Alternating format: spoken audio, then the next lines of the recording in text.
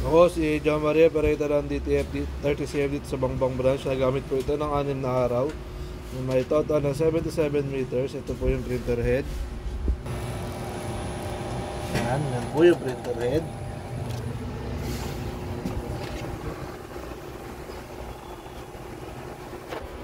Huling palit ko nung white head is nung last week lang po. Capping na may good condition na 60%.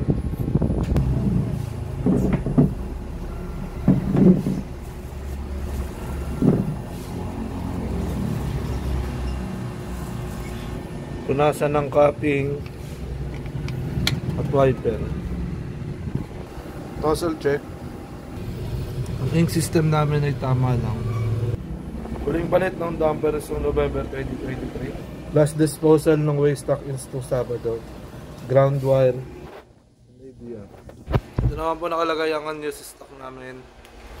So, dito po muna nilagay yung used stock kasi wala pong paglalagyan. Ito naman po yung mga na-consume ko ngayong nakarang linggo. Isang white, isang black, isang magenta, isang yellow,